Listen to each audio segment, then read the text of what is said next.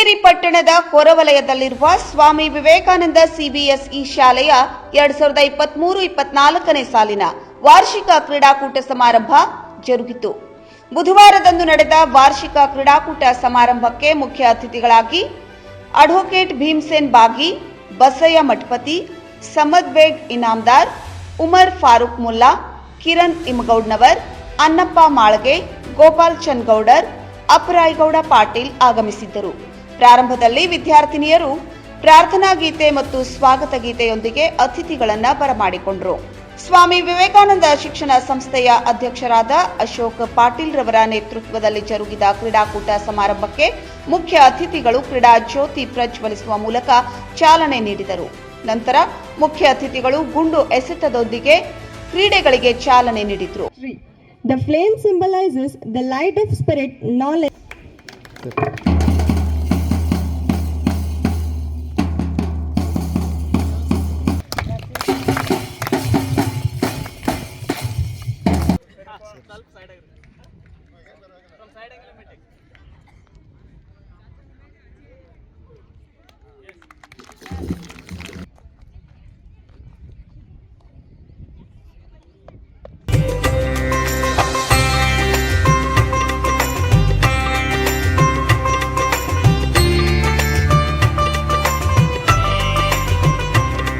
ವಿದ್ಯಾರ್ಥಿಗಳು dumbbells, hoops, lezim ಆಡುವ ಮೂಲಕ ಕ್ರೀಡೆಗಳಿಗೆ ಗೌರವ ತೋರಿದರೆ, ಪರೇಡ್ ನಡೆಸುವ ಮೂಲಕ ವಿದ್ಯಾರ್ಥಿಗಳು ಮುಖ್ಯ ಅತಿಥಿಗಳಿಗೆ ಹೂಗುಚ್ಛ ನೀಡಿ ಗೌರವಿಸಿದರು.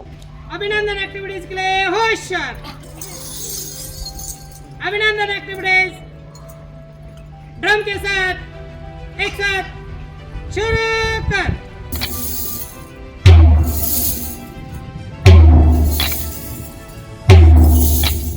ಸಮಾರಂಭಕ್ಕೆ ಆಗಮಿಸಿದ ಮುಖ್ಯ ಅತಿಥಿಗಳನ್ನು ಸಂಸ್ಥೆಯ ಅಧ್ಯಕ್ಷರಾದ ಅಶೋಕ್ ಪಾಟೀಲ್ ರವರು ಆತ್ಮೀಯವಾಗಿ ಸತ್ಕರಿಸಿ ಗೌರವಿಸಿದರು.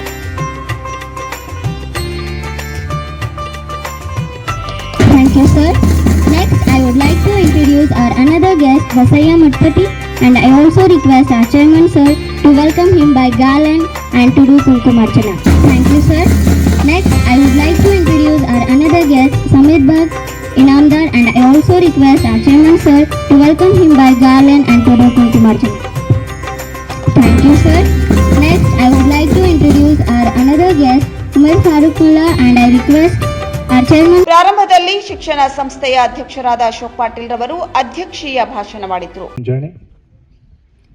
ಇವತ್ತಿನ ದಿನ ನಮ್ಮ ಸ್ವಾಮಿ ವಿವೇಕಾನಂದ ಶಾಲೆಯ ಸಿಬಿಎಸ್ಇ ವಿಭಾಗದ ಸೋಲು ಗೆಲುವು ಎರಡನ್ನೂ ಸರಿಯಾಗಿ ಸ್ವೀಕರಿಸಿ ಇವತ್ತು ಈ ಕ್ರೀಡೆಯಲ್ಲಿ ಸೋತವರು ಮುಂದಿನ ಮತ್ತೊಂದು ಕ್ರೀಡೆ ತಾವು ಗೆಲ್ಲಬಹುದು.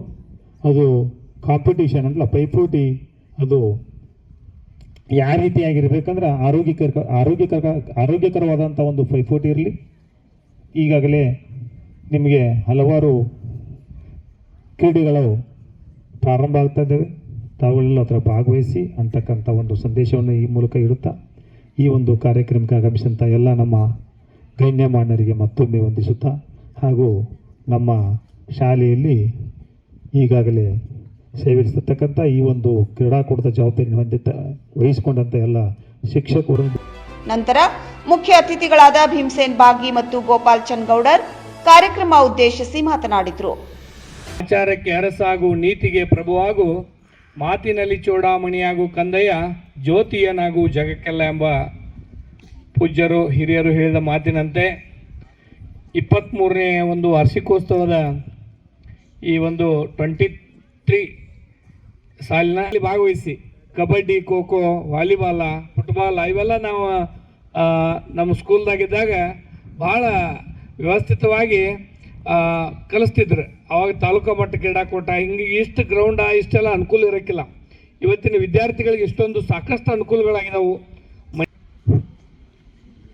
ಮೊದಲನೇದಾಗಿ ಸರಸ್ವತಿ. ಇದೇ ವೇಳೆ ವಿದ್ಯಾರ್ಥಿನಿಯರು ಏರೋಬಿಕ್ಸ್ ನೃತ್ಯ ಪ್ರದರ್ಶಿಸುವ ಮೂಲಕ ಉಪಸ್ಥಿತರ ಮನಸೆಳೆದರು.